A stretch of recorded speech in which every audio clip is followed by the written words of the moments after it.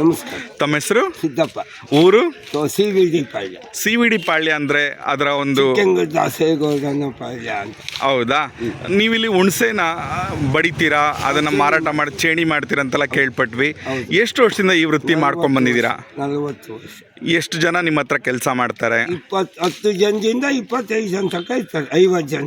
Okay, ನೀವು ಚೇಣಿ ಯಾವ್ಯಾವ ಊರುಗಳಿಗೆ ಹೋಗಿ ತೊಗೊಂಡು ಬರ್ತೀರಾ?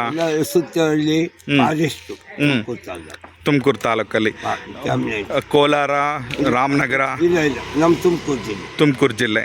ಒಂದು ವರ್ಷಕ್ಕೆ ಎಷ್ಟು ಟನ್ ನೀವು? 200 ಕ್ವಿಂಟಲ್ ತಯಾರು ಮಾಡಿಸ್ತೀವಿ. 200 ಕ್ವಿಂಟಲ್ ತಯಾರಾಗಿರೋಂಥದ್ದು, ಹೂವು ಕಟ್ಟಿರೋಂಥದ್ದು ನಿಮ್ಮ ಹತ್ರ ಸಿಗುತ್ತೆ.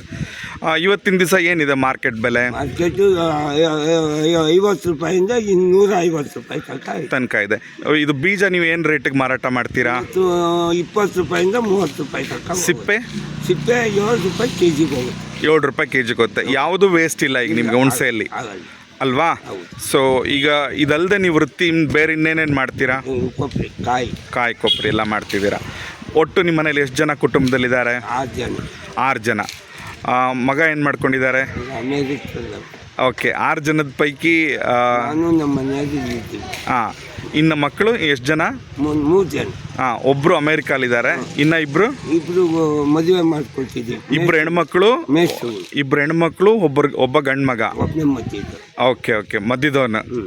ಓಕೆ ಓಕೆ, ಮಗನ ಹೆಸರೇನು? ನಂದೀಶ್, CS ನಂದೀಶ್. ಮಕ್ಕಳು ಇಬ್ಬರ ಹೆಸರು? ನಮ್ಮ ಮಕ್ಕಳಿಗೆ ನಮ್ಮ ಮಗ್ಗ. ನಿಮ್ಮ ಮಕ್ಕಳು ಹೆಣ್ಮಕ್ಳು? ರೇಣುಕಮ್ಮ.